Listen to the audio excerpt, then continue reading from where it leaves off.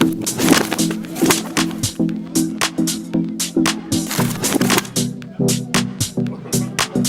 we talk even today about China's outbound tourism, don't forget, we talk about 10% of the population. So 10% of the Chinese have a passport, 90% don't have a passport. Well, hello and welcome to Bridge to Chinese Consumers. Here we speak to experts in the Chinese luxury, tourism, retail and hospitality industries and the story behind our guest and their Chinese business journey. Today we have Professor Dr.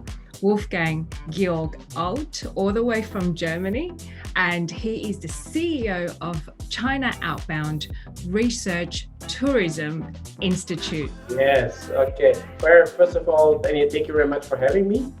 I'm happy to share some ideas and some experiences with China. Well, COTRI is the world's leading independent research institute for consulting, research, information training and quality assessment relating to China outbound tourism. Before we get into that, Professor Wolfgang, I really want to get back into how you started your Chinese business journey. I think it was around 1978. That was when Deng Xiaoping opened China to the world. I mean, what was it like back then and why China? I went to China in the spring of 1978. So actually in spring 78, Deng Xiaoping was not yet the leader of China because between Chairman Mao, who died in 76, and the start of reform and opening, which was in December 78 only, when Deng Xiaoping came to power and China really started this crazy journey of growth and development. Right. Why China? Actually, there is no real reason for me. So I finished school and I wanted to study something interesting. And of course, in 75, China was a total enigma. I have to say, I'm really, really happy that I made this decision, because if you are trying to get deeper into another culture, and a culture which is as different as the Chinese culture is from ours in Europe, in Germany, you learn a lot about the things you take for granted as normal. Are actually not normal. This is just in your culture, the way you were educated. So this was just, I was just interested to find out what about this part of the world. Did you know it was going to be that successful and you stuck to it, or like what was it like? No, nobody knew that. I mean, I have at home in my library, I have some books which were written in 76 after Chairman Mao died. And actually, there's not one expert, not one author who came close in any way to the development of China. In 78, China was a very poor country. So it's certainly, it is inconceivable that today's China is the same as and what just one figure, in 1960, the average life expectancy of a Chinese was 20 years less than what it is now. So that is an achievement, certainly. Why is that? Is it because it is more developed now? There is more, bigger companies, more stress with work. Is that why? China now has a developed health system, so there much more babies would die in childbirth, and much people would die of simple diseases you could easily treat if you have doctors and medicine in hospitals. The quality of food available, of course, increased massively. So it's simply they have much more to eat, they have much more medical services, and so of course now more than half of the Chinese live in big cities where you have easy access to medical help and so on. And when you first went, I mean, now, like when you go to China, it's quite, they welcome a lot of expats now, especially with the economic trade zones opening to more foreign companies, welcoming more foreign companies going into China.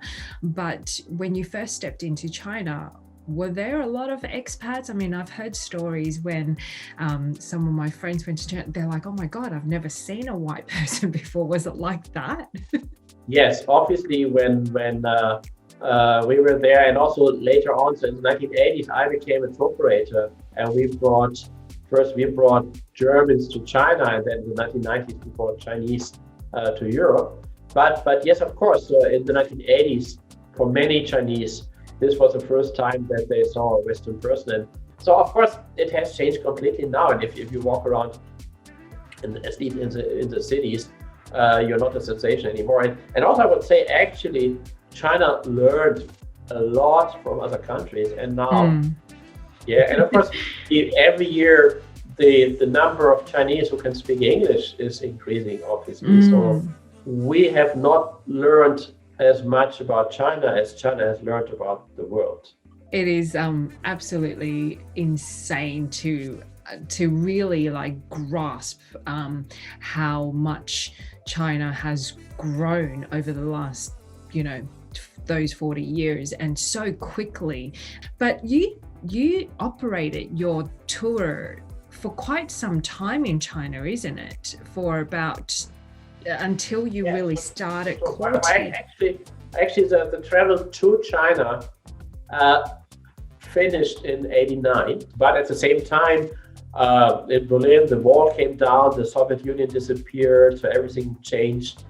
More and more Chinese starting to come to Europe. So from 1991, 1992, and then this was for almost 10 years. Together with two Chinese friends living in Berlin. So we started a company which was catering for Chinese delegations coming to Europe, mostly to Germany. Right.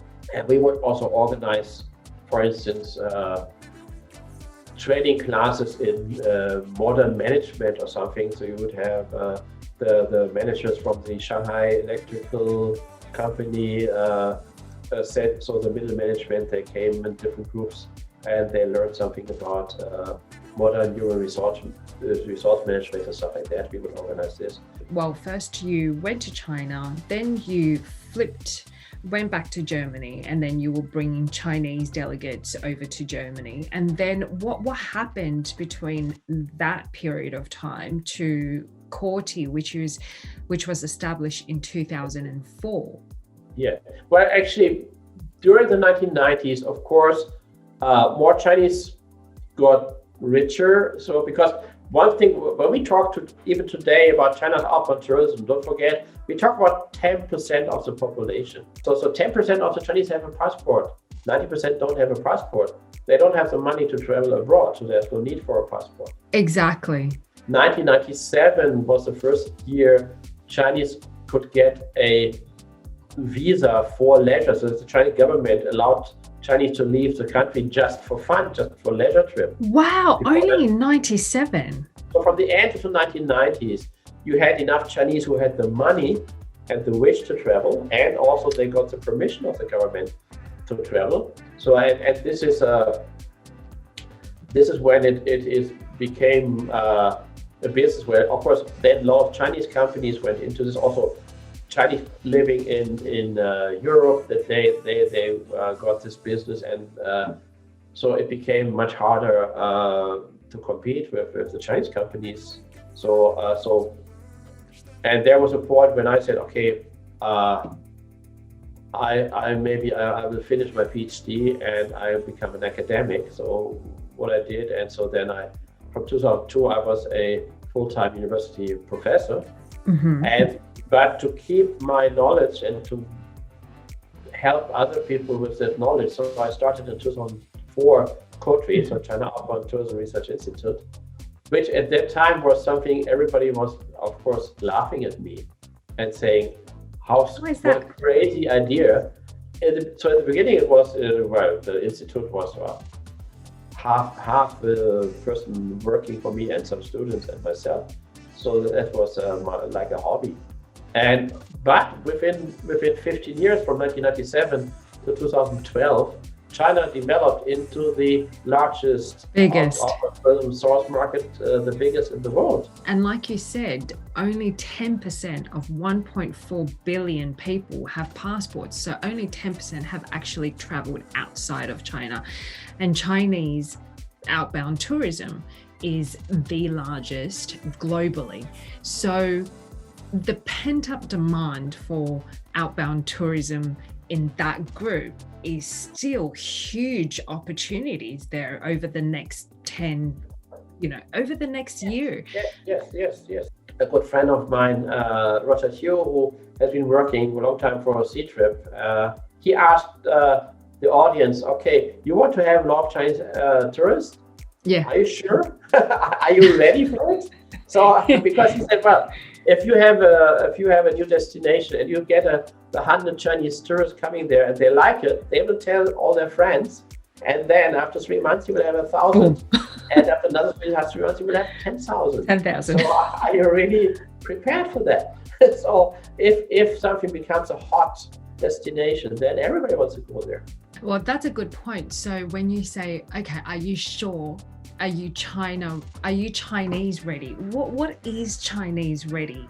So where we try to explain to that, and of course we do a lot of other consulting work, and we have something called advantage tourism, how to restart now in a sustainable way Chinese outbound tourism. So, but in a nutshell, it is very simple.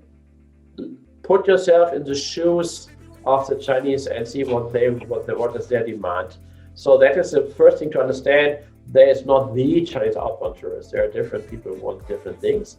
We have this catchphrase saying most Chinese outbound tourists are money rich, time poor.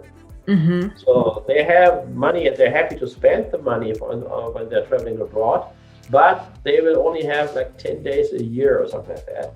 Mm-hmm. So they want to do a lot of things. They want to push as much activity and things into one day and in one trip as possible. So therefore, to prepare yourself is certainly understand that these people are different from other customers. Many Chinese have developed a hobby or a special interest. There are 40 million Chinese kids learning how to play the piano. For European markets, you will talk to the adults who are fans of classical music and say, come to Beethoven near. Of course, not much happened because of the virus, but anyway, but in China, you have to talk to the parents and say, travel with your kids so that your kid who is learning how to play the piano. So classical music is an important topic for rich people, but for their kids, not for the adults. I think what you said is very interesting because people forget, like, if you want to target the Chinese audience, it's really about them referring your place or your country, and that's how you generate the Chinese outbound tourism groups. But also, it's not just about the online experience, like, for them to find you on the OTAs, on the online travel agency portals, but really about the offline experience. What I've seen some areas that has done very well is really adapted to the Chinese culture, not just about providing Chinese food, but even like in taxis, providing Alipay or WeChat Pay in some rural areas is just... This is the key point that now in China, as you know, it's practically a cashless society now, and of course, last year the virus has even pushed this further. So, if you want to do anything with the Chinese market, the number one thing is you have to accept Alipay and WeChat Pay, so mobile payments. If not, they will go elsewhere. Well, you mentioned that, during COVID-19, especially in the technology growth has expedited, and we are seeing new trends, well, not new trends, but the trends has become more popular, such as like live streaming, virtual immersion and all of that. In your opinion, when do you think the outbound tourism from China will be this year 2021? And when do you think we'll go back into the same figures as 2019?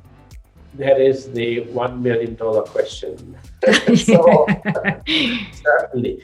The point is there is a high level of demand. So all the surveys show that many Chinese are saying, once it is possible again, I will travel again abroad for sure. So the trips which were not taken last year will be taken this year. You can see that there was a trend already in 2018, 2019, that more Chinese would go into museums. So now certainly you will see that a lot of people who in 2020 were in China and they were looking at this stuff on their screens. So they say, okay, now I want to go. The second thing is you need to have the restart of aviation so that you have aircraft flying again and the prices of tickets are back to normal prices. And you need at the same time the visa regimes back to where they were before, where for many Chinese, in many destinations now you can have either visa-free or visa on arrival or multiple entry visa. So that was in 2019 already a big trend that it became much easier for Chinese to travel. What is your mistake that you have made in your Chinese business journey, like a wisdom that you wish to pass on to, other companies or other businesses that are looking to start their Chinese business journey now?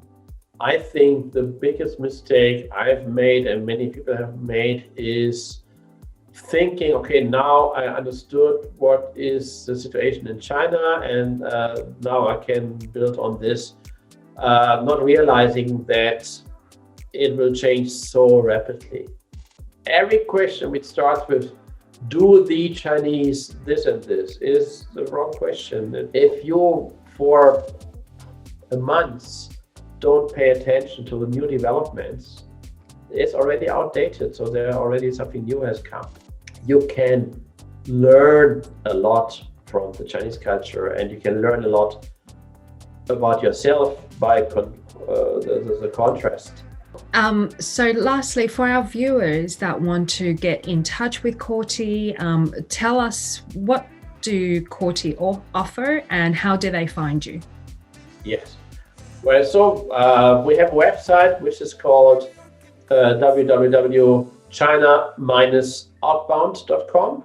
And of course, we have a lot of information online. We have a YouTube channel where you find a lot of information for free. And of course, I mentioned we have something called China Tourism Training, which is an online training program. And so if you give us a remark that you learned about this training from this program, you will get 10% discount, of course. We have a weekly kind of newsletter called COTRI Weekly. You can subscribe to that for free, and which is also helping to update yourself. And as I just said, so the changes never stop, and it's a good idea to update yourself. And it's a good idea, especially now in the first half of 2021, to prepare yourself for the new wave of Chinese outbound tourists, because there will be a lot of Chinese outbound tourists traveling, probably more than ever before, once it becomes possible again. So for any viewers that want to do COTRI's training program, all you have to do is mention 86 Connects and you will get a 10% discount. And also Professor Dr. Wolfgang, you provide a lot of insight on the Chinese outbound tourism market daily on LinkedIn, as well as through your website. And I thank you very much for joining me today. I really appreciate it. We've learned so much from you, and hope to speak to you very soon. Thank you very much, and all the best to you and to all viewers. Stay healthy.